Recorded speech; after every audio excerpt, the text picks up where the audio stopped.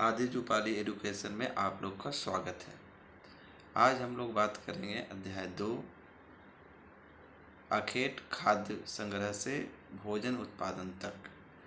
पहला अध्याय आप लोग का हम खत्म कर चुके हैं। अगर वो अध्याय आप लोग नहीं पढ़े हैं तो पहले उसका वीडियो देख लीजिए, उसके बाद इसे देखिएगा तो ज़्यादा समझ में आएगा। ओके, आगे चलते हैं, हम लोग पढ़ते हैं इसे। तुषार की रेल यात्रा। तो तुषार अपने एक रिश्तेदार की शादी में दिल्ली से चेन्नई जा रहा था। रेल में उसे खिड़की वाली सीट मिल गई, जहाँ से वह बाहर का नज़ारा देखने में मग्न हो गया। तेज़ दौड़ती गाड़ी से उसने देखा कि पेड़ पौधे, घर, खेत खलिहान बड़ी तेज़ी से पीछे की ओर छूटते चले जा रहे हैं। तभी उसके चाचा ने उसके कंधे पर हाथ रख कर कहा, पता है, लोगों ने मात्र 150 साल पर ध्यान दीजिएगा, साल पहले रेल से यात्रा करनी शुरू की थी। बस, तो इसके बाद कुछ दशक बाद आई। तुषार सोचने लगा कि जब लोगों के पास आने जाने के लिए तेज रफ्तार वाली सवारियां नहीं थी, तो क्या वे यात्रा ही नहीं करते थे? क्या वे अपनी सारी जिंदगी एक ही जगह पर बिता दिया करते थे? हाँ, बिता दिया करते थे। ऐसी बात नहीं थी। तो अब यहाँ पर तुषार जो है रेल यात्रा कर रहा है। रेल यात्रा करते समय आप लोग भी किए होंगे तो बहुत कुछ देखते होंगे। तो आप लोग ने कभी ऐसा गौर किया कि क्या रेल यात्रा ही पहल आज तो हम लोग रेल यात्रा से चले जाते हैं, रेल से चले जाते हैं, बस से चले जाते हैं, यहाँ तक कि प्लेन से चले जाते हैं। तो पहले के जो लोग थे वो किस चीज़ से जाते थे, इसका इस पर ध्यान देना जरूरी है। तो चलिए आगे चलते हैं, पढ़ते हैं इसे।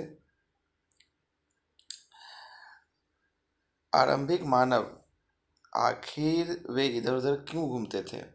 कहते हैं जो पहले के आरंभिक मानव है वो इधर उधर घूमते क्यों थे? तो इससे पहले जो हम लेसन पढ़ाए हैं उसमें यात्रा के बारे में बहुत कुछ डिस्कशन हुआ है। आइए हम उसे आगे ले जाते हैं।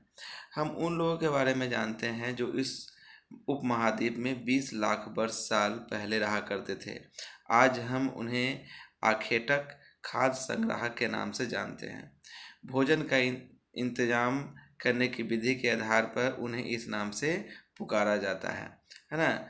आखेटक शिकार करने वाले, खाद्य संग्राहक मतलब खाद्य संग्राहक माने खादानु यानी खाने वाले, खाद्य माने हो गया खाने वाले चीज, संग्राहक माने हुआ जमा करने वाले।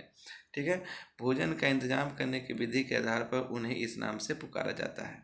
आमतौर पर खाने के लिए वे जंगली जानवरों का शिकार करते थे, मछलियाँ, चिड़ियाँ पकड़ते थे, फल और मूल, दाने, पौधे, पत्तियाँ, अंडे इकट्ठा किया करते थे, है ना। तो वे खाने में ये सब चीज़ का प्रयोग करते थे, है ना। आखेटक खाद्य संग्राहक समुदाय के लोग एक जगह से दूसरी जगह पर घूमते रहते थे। आखेटक और जो खाद्य संग्राहक होते हैं वो जो समुदाय था वो एक जगह से दूसरी जगह पर घूमते रहते थे। ऐसा करने के कई कारण थे। क्या कारण थे जो हम लोग आगे देखेंगे। पहला कारण यह कि अगर वे एक पहला कारण जो था यह कि अगर वे एक ही जगह पर ज़्यादा दिनों तक रहते तो आसपास के पौधे, फलों और जानवरों को खाकर समाप्त कर देते थे। इसलिए और भोजन की तलाश में उन्हें दूसरी जगहों पर जाना पड़ता था। तो इसे पूरा समझिए बढ़िया से। अगर मान लीजिए कि यहाँ इस नदी के किनारे यहाँ पर हम कोई आखेटक रहते थे, तो यहाँ पर नदी किनारे पेड़ होंगे, तो पेड़ होंगे, बहुत सारे पेड़ होंगे, ठीक है ना। उसके बाद जानवर भी होंगे, लेकिन एक लिमिट संख्या में होगी।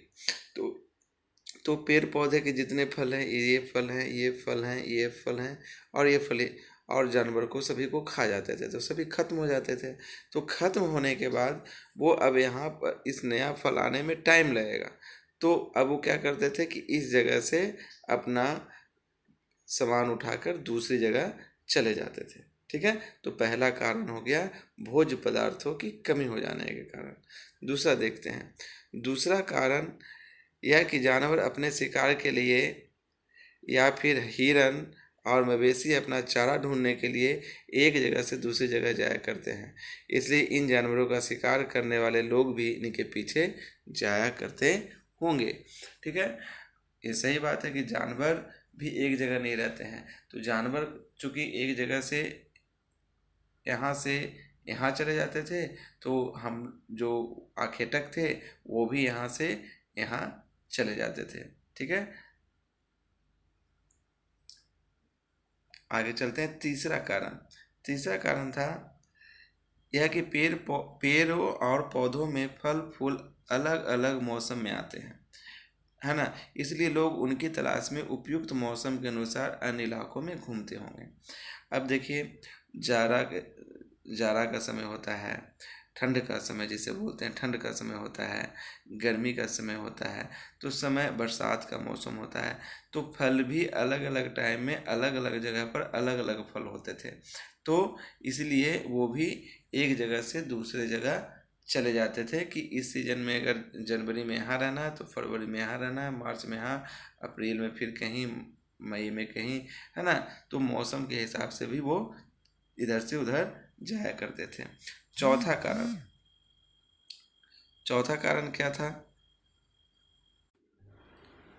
चौथा कारण यह है कि पानी के बिना किसी भी प्राणी या पेड़ पौधे का जीवित रहना संभव नहीं होता, और पानी झीलों, झरनों तथा नदियों में ही मिलता है। यदि कई नदियों और झीलों का पानी कभी नहीं सूखता, यह भी होता क्या है कि कितने नदी और झीलों का पानी जो होता है कभी नहीं सूखता है। कुछ झीलों और नदियों में पानी बारिश के बाद ही मिल पाता है। कुछ ऐसे नदी होते हैं जो बरसाती होते हैं, यानी बरसाती का मतलब जब बरसात होगी तो उसमें पानी मिलेगा, जब बरसात नहीं होगी, बरसात का सीज़न ख़त्म हो जाएगा तो कुछ समय तक पानी रहेगी और उसके बाद वो सूख जाता है। इसलिए ऐसी झीलों और नदियों के किनारे बसे लोगों को सूखे मौसम में पानी की तलाश में इधर उधर जाना पड़ता होगा।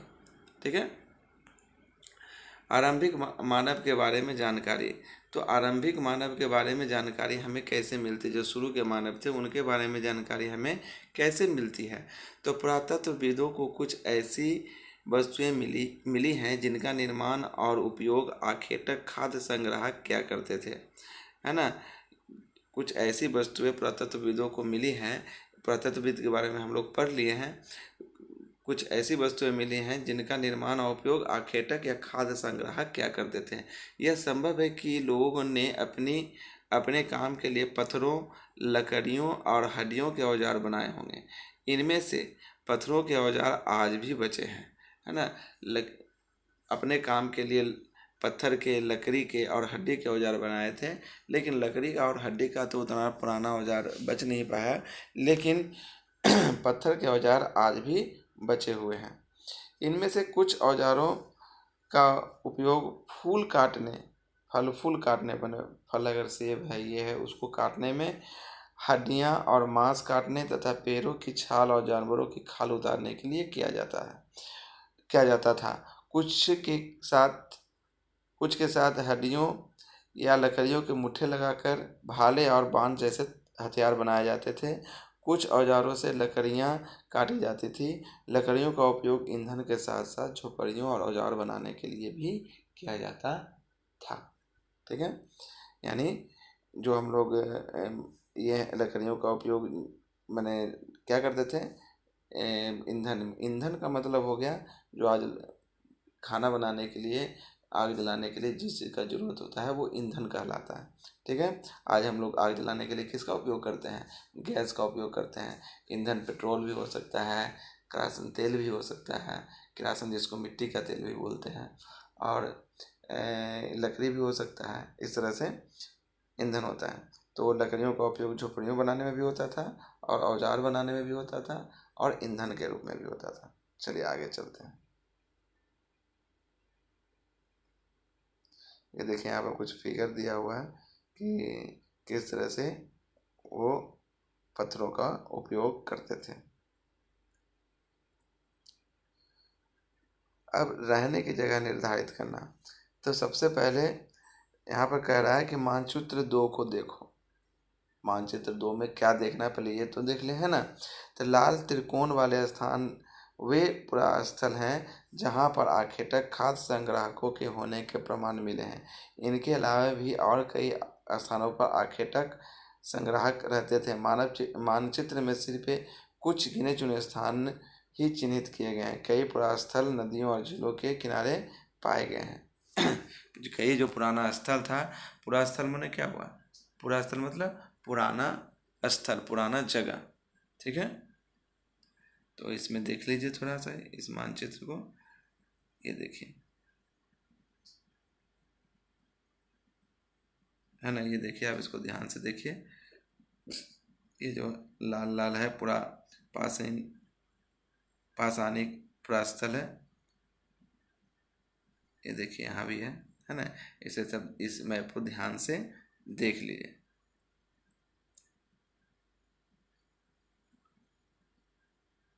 है ना, यहाँ पर आखेटक संग्राहक रहा करते थे। कौन से? लाल त्रिकोण में जो बना हुआ है, ये सब जगह। ठीक है, उसी तरह से आधुनिक नगर है, स्टार जो बना हुआ है वो आधुनिक नगर है भी, मुंबई, कोलकाता, इस तरह से। तो इसे ध्यान से देख लीजिएगा। उसके बाद ग्रीन कलर है, महापाषाणिक पुरास्थल है। ठीक है ना, कौन सा? ग्रीन कलर का, ये वाला। तो इसे आगे हम लोग देखेंगे। फिर चलिए देखते हैं आगे।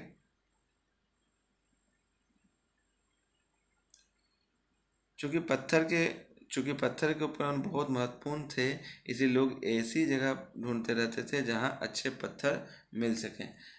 है ना, अच्छा पत्थर की खोज में इधर उधर घूमते रहते थे। चलिए अब यहाँ पर एक शैल चित्र दिया गया है। इनमें से क्या पता चलता है हम लोग देखते हैं। आप लोगों को क्या पता चल रहा है? चलिए इसको हम पढ़ लेते हैं। जिन गुफाओं में लोग रहते थे उनमें से कुछ दीवारों पर चित्र मिले हैं। इनमें से कुछ सुंदर उदाहरण मध्य प्रदेश और दक्षिण उत्तर प्रदेश की गुफाओं में मिलते हैं। इन जंगली जानवरों का बड़ी कुशलता से सजीव चित्रण किया गया है। ये देखिए, शिकार कर रहा है, ये पीछे मानव है और ये आगे जानवर का शिकार करने की कोशिश हो रही है। चलिए यहाँ चलते हैं।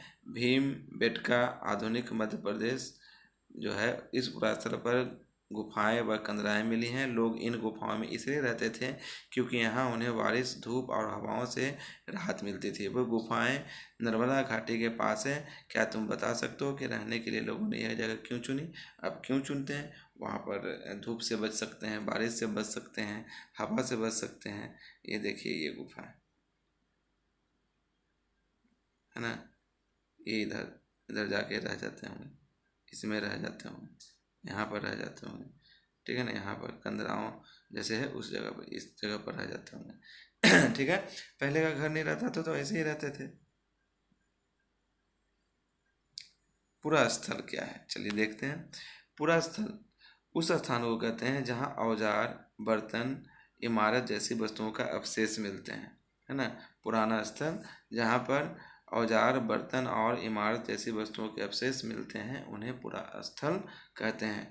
ऐसी वस्तुओं का निर्माण लोगों ने अपने काम के लिए किया था, बाद में वे उन्हें वहीं छोड़ गए। ये ज़मीन के ऊपर, अंदर, कभी कभी समुद्र और नदी के तल पर भी पाए जाते हैं। इन पुरास्थलों के बारे में आपको अगले अध्याय में बताया जाएगा। पुरास्थल के बारे में कौन कौन से वो स्थल हैं इसके बारे में बाद में बताया जाएगा। लेकिन पुरास्थल किसे कहते हैं? तो पुरास्थल वो जगह है जहाँ पर पुराने औजार मिलते हैं। ये पुराने औजार कैसे मिलते हैं? तो कोई पुराने औजार का काम लेने के बाद, औजार या बर्तन का काम लेने के बाद, वहाँ से वो लोग उसको छोड़कर आगे चले जाते हैं। उतना सामान लेके नहीं जा सकते थे पहले, तो उस सामान को वहीं छोड़कर आगे चले जाते थे। तो जो सामान मैंने वहाँ पर पुराने ज़माने के औजार, बर्तन और इमारत मिले हैं उन्हें हम लोग पुरास्थल कहते हैं। आग की खोज। तो आग दोस्तों शुरू से ही नहीं रहा है। आग की खोज कैसे हुई? मानचित्र 2 में कुरनूल गुफाएं ढूंढो, यहाँ राख के अवशेष मिले हैं। इसका मतलब है कि आरंभिक लोग आग जलाना सीख गए थे।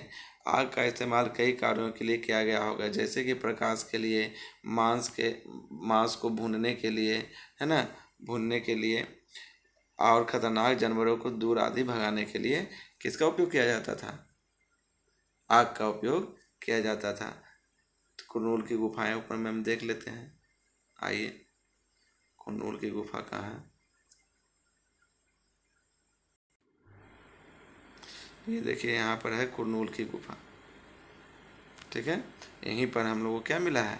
राख मिला है, तो राख से क्या पता चलता है? राख अगर है तो वहाँ पर आग आग जरूर जला होगा। नाम और तिथियाँ। हम जिस कार्य के बारे में पढ़ रहे हैं, पुरातत्वविदों ने उन्हें बड़े बड़े नाम रखे हैं। आरंभिक काल को वे पुरापाषाण काल कहते हैं। पुरापाषाण काल को भी ध्यान से देखिएगा, है ना। यह दो शब्दों पुरा यानी प्राचीन और पाषाण यानी पत्थर से बना है ना। पुरा मतलब क्या है? प्राचीन, और पाषाण मतलब क्या होता है? पत्थर होता है। यह नाम पुरा स्थलों से प्राप्त पुरा स्थल क्या है तो बता दिए हैं, से प्राप्त पत्थर के औजारों के महत्व को बताता है। पुरा पाषाण काल 20 लाख साल पहले, आज से इसको नोट कीजिएगा, 20 लाख साल पहले से 12,000 साल पहले के दौरान माना जाता है। इस काल को भी 3 भागों में विभाजित किया जाता है। मैंने परापाषाण जो पुरापाषाण काल है उसको भी हम लोग क्या किए हैं? 3 भागों में बांटे हैं। आरंभिक, मध्य एवं उत्तर पुरापाषाण युग। मानव इतिहास की लगभग 99% कहानी इसी काल के दौरान घटित हुई है। सोच लीजिए, मानव जीवन जितना जिया है उसका 99% कहानी उसी में है। इसके टाइम को देखिए, 20 लाख साल पहले, 20 लाख साल पहले से 12,000 तक आ गया। इतने साल, है ना। देखिए यहाँ पर दिया हुआ 20 लाख साल से 12,000 तक आ गया। 99% इसी काल में घटित हुई है। जिस काल में हमें पर्यावरणीय बदलाव मिलते हैं उसे मेसोलिथ यानी मध्य पाषाण युग कहते हैं, है ना। पर्यावरण में जहाँ पर बदलाव होना चालू हुआ उसे हम लोग मेसोलिथ यानी मध्य पाषाण युग कहते हैं। इसका समय लगभग 12,000 साल पहले से लेकर 10,000 साल पहले तक माना गया है।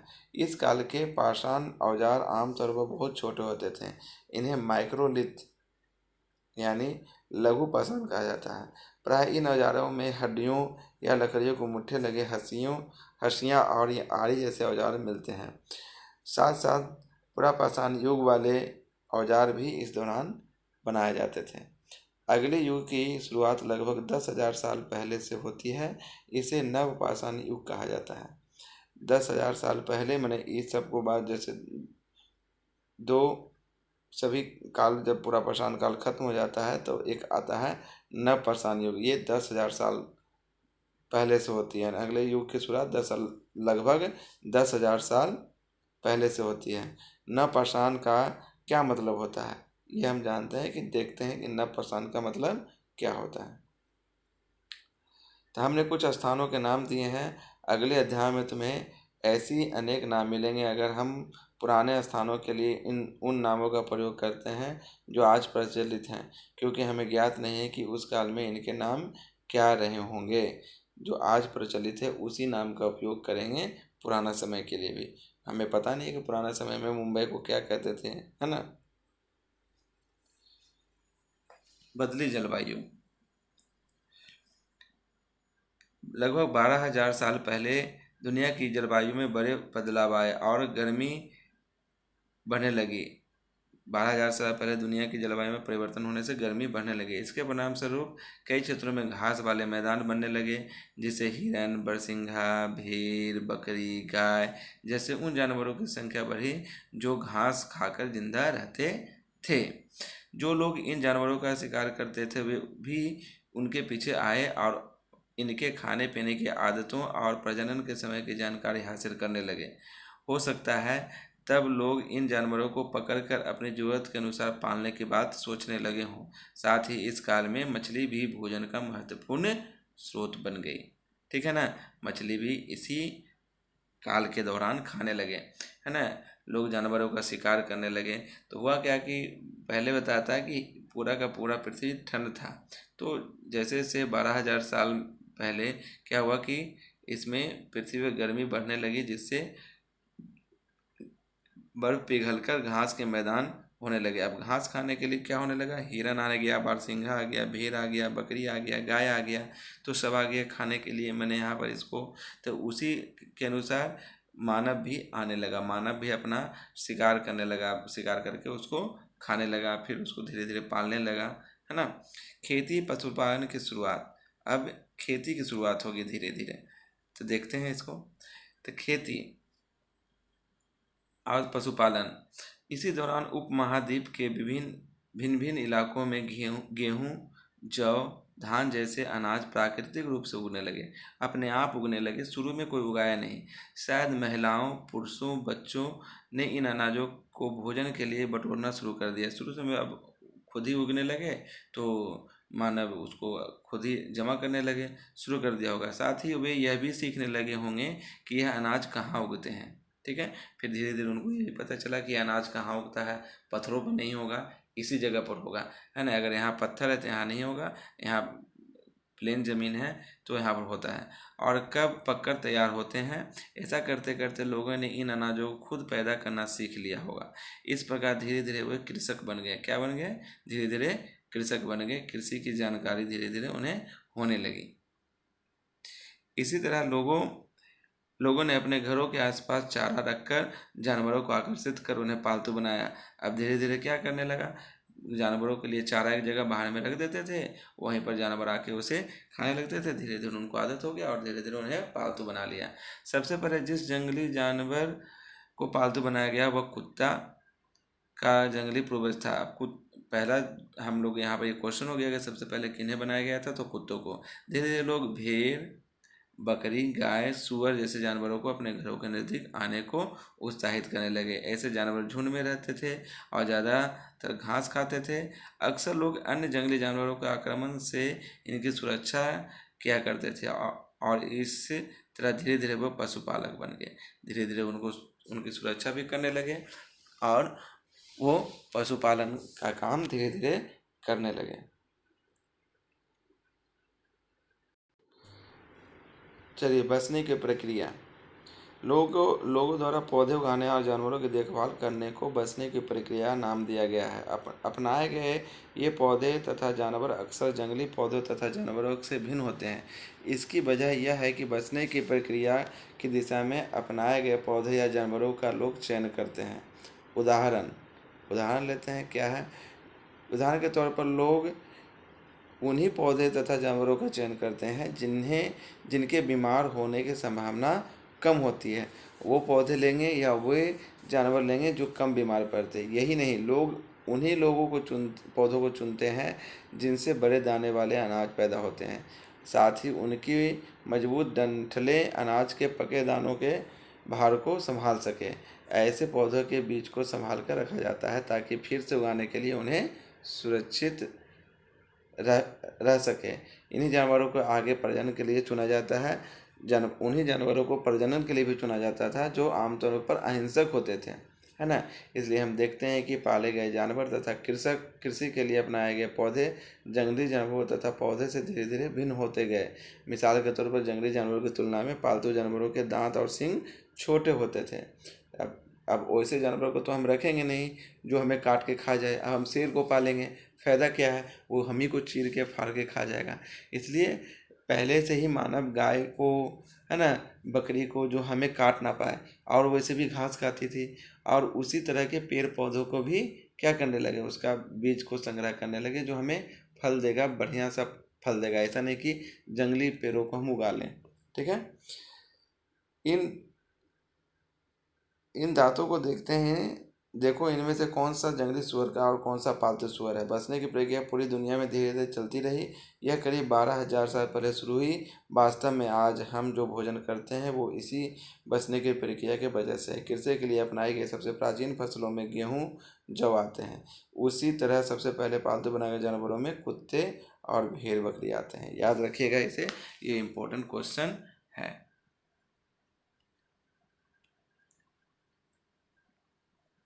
आगे देखते हैं। एक जीवन शैली। तुम किसी पौधे के बीज को बो कर देखो, तुम पाओगे कि इसे विकसित होने में कुछ वक्त लगता है। इसमें कुछ दिन, महीने तथा फिर साल तक लग जाता है। दोस्तों, आप लोग जानते हैं कि एक बीज को हम अगर बो देते हैं तो उसमें बहुत टाइम लगता है। अगर अब वो पे किस चीज़ का बीज, अगर आम का बीज लगाएंगे तो उसमें 6 महीने, या और किसी चीज़ का बीज, कटहल का बीज लगा दे तो उसमें और टाइम, तार का बीज लगा दे तो उसमें और टाइम, गेहूं का बीज लगा दे तो उसमें अलग टाइम, है ना। तो सभी पौधों का को होने में टाइम अलग अलग लगता है, कुछ दिन भी लग सकता है, महीना भी लग सकता है, या फिर साल भी लग सकता है। इसलिए जब लोग पौधे उगाने लगे तो उनकी देखभाल के लिए उन्हें एक ही जगह पर लंबे समय तक रहना पड़ता था। बीज बोने से लेकर फसलों को पकने तक, पौधों की सिंचाई करने, खरपतवार हटाने और जानवरों और चीज़ों से उनकी सुरक्षा करने जैसे बहुत से काम शामिल थे। कटाई के बाद अनाज का उपयोग बहुत संभाल कर करना पड़ता था। अनाज को भोजन और बीज दोनों ही रूप में बचा कर रखना आवश्यक था, इसलिए लोगों को उसके भंडारण की बात सोचनी पड़ी। धीरे धीरे अब सबको बीज डालना है, बीज उगने में टाइम लगेगा, वो बड़े होंगे, उसमें खरपतवार होंगे, उन्हें भी निकालना है, ये सब करने में बहुत टाइम लग जाता था। तो टाइम लगने लगा, धीरे धीरे वो बसने लगे, वहीं पर रहने लगे, ठीक है ना। वो आगे नहीं जाने लगे। अब किसी का, अब वो जब बहुत सारे अनाज हो गए, जितना वो खर्च नहीं कर पाते थे, तो फिर उसका भंडारण करने लगे, है ना। अनाज के उपयोग यहाँ दिया हुआ है, बीज के रूप में भी किया जाता है, खाद्य के खाने के रूप में भी किया, उपहार के रूप में भी किया जाता है, और भंडारण के लिए भी किया जाता था, ठीक है। बहुत बहुत से इलाकों में लोगों के मिट्टी के बड़े बड़े बर्तन बनाए, टोकरियाँ बुनी, या फिर ज़मीन में गड्ढा खोदकर खाद्य पदार्थों को जमा करते थे, ठीक है।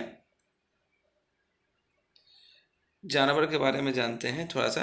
जानवर जो जिससे इनकी संख्या बढ़ती है, जानवर बच्चे देते हैं जिससे इनकी संख्या क्या होती है, बढ़ जाती है। अगर जानवरों की देखभाल की जाए तो उनकी संख्या तो बढ़ती ही है, साथ ही उनसे दूध भी मिलता है, जो भोजन का एक अच्छा स्रोत है। यही नहीं, जानवरों से हमें मांस भी मिलता है। दूसरे शब्दों में पशुपालन भोजन के भंडारण का एक अन्य तरीका है, ठीक है। अब एक, अगर मान लीजिए कि किसी को हम किसी भी जानवर को पालते हैं, तो उससे हमको दूध मिल जाएगा, उसका मांस भी मिल जाएगा, ठीक है ना। तो और इसको इसको जब भूख लग जाए, मार कर खा लो, ठीक है। आओ आगे देखते हैं, आरंभिक कृषकों और पशुपालकों में बारे में पता करते हैं। मानचित्र 2 में देखते हैं। देखो, क्या तुम्हें कई नीले वर्ग दिखते हैं? हाँ, देखिए, यहाँ पर नीले नीले वर्ग दिखते हैं, दिख रहे हैं, ये नीचे है, और ठीक है ना। तो नीले वर्ग को हम लोग देखें, क्या तुम्हें कई नीले वर्ग दिख रहे हैं? पता है, इनमें प्रत्येक बिंदु उस जगह को दर्शाता है जहाँ पुरातत्वविदों को शुरुआती कृषकों पशुपालकों के होने के साक्ष्य मिले हैं, ठीक है। तो उसे नोट कर लीजिएगा। ये पूरे उपमहाद्वीप में पाए गए हैं। इनमें सबसे महत्वपूर्ण पश्चिमोत्तर या इस साइड में क्षेत्र में, आधुनिक कश्मीर में, और पूर्वी पूर्वी तथा दक्षिण भारत में पाए गए हैं, यानी नीचे की साइड में। वास्तव में निर्दिष्ट स्थान कृषकों और पशुपालकों की बस्तियां थी या नहीं, इसे जांचने के लिए वैज्ञानिक खुदाई में मिले पौधों और पशुओं की हड्डियों के नमूनों का अध्ययन करते हैं। इनमें से सबसे रोचक जले हुए अनाज के दानों के अवशेष हैं। अवशेष मतलब जो बच जाता है। ऐसा लगता है कि गलती से या फिर जानबूझकर जलाए गए होंगे। वैज्ञानिक इन अनाजों के दानों की पहचान कर सकते हैं। इस तरह हमें पता चलता है कि उस उपमहाद्वीप के विभिन्न भागों में बहुत सारे फसलें उगाई जाती रही होंगी। वैज्ञानिक विभिन्न जानवरों की हड्डियों की भी पहचान कर सकते हैं, ठीक है। अब स्थानीय जीवन की ओर आते हैं। पुरातत्वविदों को कुछ पुरास्थल मतलब बता दिए हैं। पुरास्थल मतलब जहाँ पर औजार या हथियार मिल गए हैं या बर्तन मिल गए हैं, वो जिसे छोड़कर चले जाते थे, वो पुरास्थल कहलाते थे। पुरातत्वविदों को कुछ पुरास्थलों पर झोपड़ियों और घरों के निशान मिले हैं, जैसे कि बुर्ज होम। वर्तमान में उसे हम लोग क्या कहते हैं, कश्मीर के नाम से जानते हैं, कि लोग गड्ढे के नीचे घर बनाते थे, जिन्हें गर्तवास कहा जाता है। गड्ढे के नीचे जो घर होते हैं उन्हें क्या कहते हैं, गर्तवास कहते हैं। इनमें उतरने के लिए सीढ़ियाँ होती थी, इससे इन्हें ठंड के मौसम में सुरक्षा मिलती होगी। पुरातत्वविदों और झोपड़ियों के अंदर बाहर दोनों ही स्थानों पर आग जलाने की जगह मिलती है। ऐसा लगता है कि लोग मौसम के अनुसार घर के अंदर या बाहर खाना पकाते होंगे, यानी घर के अंदर में भी खाना पकाते होंगे और बाहर में भी खाना बनाते होंगे। एक गर्तवास का चित्र अब एक आपको बनाने के लिए दिया गया, आप बना सकते हैं। बहुत सारी जगहों से पत्थर के औजार भी मिले हैं। इनमें से कई ऐसे जो पुरापाषाणी युगीन उपकरणों से भिन्न हैं, इसलिए इन्हें नवपाषाण युग का माना गया है। इनमें वे औजार भी हैं जिनकी धारा को अधिक पैना करने के लिए उन पर पॉलिश चढ़ाई जाती थी। ओखली और मुसल का प्रयोग अनाज तथा वनस्पतियों से प्राप्त अन्य चीज़ों को पीसने के लिए किया जाता था, जैसा कि आज भी किया जाता है। आज हजारों साल बाद भी ओखली और मुसल का प्रयोग अनाज पीसने के लिए किया जाता है। उसी तरह प्राचीन प्रस्तरी युगीन औजारों का निर्माण और प्रयोग लगातार होता रहा है। कुछ औजार हड्डियों से भी बनाए जाते थे। कुछ औजार जो हैं वो क्या चीज़ से तैयार करते थे? हड्डियों से। ये देखिए नवपाषाण के हथियार हैं, है ना। इसको देख लीजिए औजार कैसे थे, इस तरह का देखिए। ये देखिए काटने का काम है, तोड़ने का काम, फोड़ने का काम, ठीक है ना। हर तरह के काम के लिए अलग अलग औजार बना के रखते थे। ठीक है, आगे देखते हैं। नवपाषाण युग के प्रस्थलों से कई प्रकार के मिट्टी के बर्तन, है ना, मिट्टी के बर्तन मिलते हैं या मिलते हैं। कभी कभी इन पर अलंकरण भी किया जाता था। बर्तनों का उपयोग चीज़ों को रखने के लिए किया जाता था। धीरे धीरे लोग बर्तनों का प्रयोग खाना बनाने के लिए भी करने लगे। चावल, गेहूँ, दलहन जैसे अनाज अब आहार का महत्वपूर्ण हिस्सा बन गए थे। इसके साथ साथ अब लोग कपड़े भी बुनने लगे थे, मैंने अब कपड़ा बुनने का भी काम करने लगे। इसके लिए कपास जैसे आवश्यक पौधे उगाए जा सकते थे। ठीक है ना। आगे चलते हैं। क्या ये परिवर्तन हर जगह एक साथ ही आ गए होंगे? ऐसी बात नहीं है। एक तरफ जहाँ कई जगहों पर स्त्री पुरुष शिकार और भोजन संग्रह करने का काम करते थे, वहीं अन्य लोगों ने हजारों सालों के दरमियान धीरे धीरे खेती और पशुपालन को अपना लिया था। बहुत जगह लोग मौसम के मुताबिक बदल बदल कर अपनी जीविका चलाया करते थे। ठीक है, आगे चलते हैं। सूक्ष्म निरीक्षण। मेहर घर में जीवन मृत्यु। मेहर घर में जीवन मृत्यु। मानचित्र 2 में अब चलते हैं, देखेंगे आगे जाके। मानचित्र 2 में मेहरगढ़ को ढूंढो। मेहरगढ़ को पहले ढूंढ लेते हैं और उसमें हम लोग देखते हैं। ये देखिए, ये है मेहरगढ़। मेहरगढ़ मिल गया। अब चलते हैं वहाँ पर अपना पढ़ने के लिए। जब भी कोई चीज़ हम लोग पढ़ते हैं तो उसके बारे में, जैसे ही बुक में बोला कि मेहरगढ़ कहाँ है, तो ये देखिए मेहरगढ़ है पाकिस्तान में। अभी फ़िलहाल में वो पाकिस्तान में है। ये पाकिस्तान है वो। ठीक है। यह ईरान जाने वाले सबसे महत्वपूर्ण रास्ते बोलन दर्रे के पास एक हरा भरा समतल स्थान है। मेहरगढ़ संभवतः यह वह स्थान है जहाँ के स्त्री पुरुषों ने इस इलाके में सबसे पहले जौ, गेहूँ और भेड़ बकरी पालना सीखा। यहाँ से आगे उस रास्ते से ईरान भी चले जाते हैं। यहाँ विभिन्न प्रकार के जानवरों की हड्डियाँ मिली हैं। इनमें हिरन तथा सुअर जैसे जंगली जानवरों तथा भेड़ बकरियों की हड्डियां हैं। मेहरगढ़ में इसके अलावा चौकोर तथा आयताकार घरों के अवशेष भी मिले। यह देखिए यहाँ बना हुआ है ना, अवशेष भी मिले हैं। प्रत्येक घर में 4 या इससे ज़्यादा कमरे हैं, जिनमें से कुछ संभवतः भंडारण के काम आते होंगे। देखिए 1 रूम, 2 रूम, 3 रूम, 4 रूम, और इधर से इधर जाने का रास्ता है। देखिए इस तरह से। ठीक है। मृत्यु के बाद सामान्यतः मृतक के सगे संबंधी उनके प्रति सम्मान जताते हैं। लोगों की आस्था है कि मृत्यु के बाद भी जीवन होता है, इसलिए कब्रों में मृतकों के साथ कुछ सामान भी रखे जाते थे। मेहरगढ़ में ऐसी कई कब्रें मिली हैं। एक कब्र में एक मृतक के साथ एक बकरी को भी दफनाया गया था। संभवतः इसे परलोक में मृतक के खाने के लिए रखा गया होगा। ठीक है। देखिए हम ये देखिए, ये देखिए। ठीक है।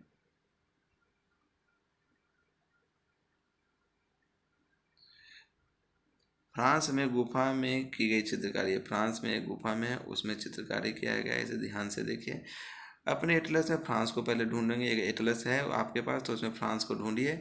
यह चित्र फ्रांस की एक गुफा का है। यह पुरास्थल की खोज लगभग 100 साल पहले 4 स्कूली छात्रों ने लिखी थी। इस तरह के चित्र लगभग 20,000 साल पहले से लेकर 10,000 साल पहले के बीच बनाए गए होंगे। इनमें कई जानवरों के चित्र हैं। इनमें जंगली घोड़े, गाय, भैंस, गैंडा, रेडियन है ना, रेनडियर, बारहसिंगा, सुअर के गहरे चमकीले रंगों से चित्रित किया गया है। इन रंगों को लौह अयस्क और चारकोल जैसे खनिज पदार्थों से बनाया जाता था। यह संभव है कि इन चित्रों के उत्सवों के अवसर पर बनाया जाता था या फिर उन्हें शिकारियों द्वारा शिकार पर निकलने से पहले कुछ अनुष्ठानों के लिए बनाया गया होगा।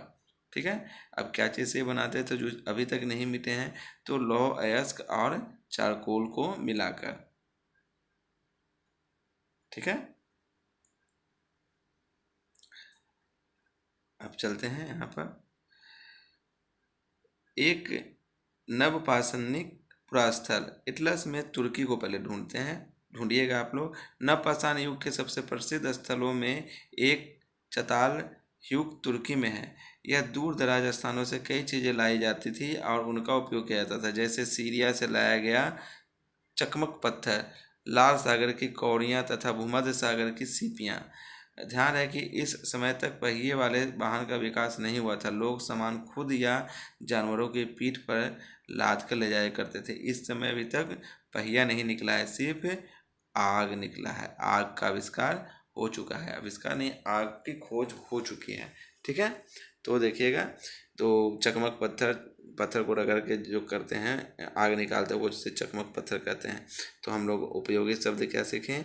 आखेट संग्राहक, पुरा स्थल आज हम लोग पढ़े हैं, उद्योग स्थल, आवासीय स्थल, पुरा पाषाण, मध्य पाषाण, लघु पाषाण, कृषक क्या होते हैं, पशुपालक क्या होते हैं, नवपाषाण युग क्या है और कब्र क्या है, कब्र में जो रखते थे। ओके, चलिए, धन्यवाद।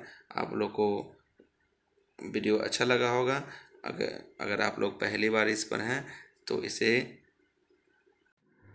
दोस्तों यदि आप इस चैनल पर नए हैं तो चैनल को सब्सक्राइब कीजिए, सब्सक्राइब जरूर कीजिएगा और साथ ही बेल आइकॉन दबा दें ताकि आपको नए वीडियो के नोटिफिकेशन मिलते रहें। लाइक कर दीजिए, है ना, ताकि हमारा उत्साहवर्धन हो। शेयर कर दीजिए क्योंकि ज्ञान बांटने से बढ़ता है। और कमेंट जरूर कीजिएगा। कमेंट, यदि आपका कोई सवाल हो तो कमेंट बॉक्स में कमेंट कीजिएगा। धन्यवाद।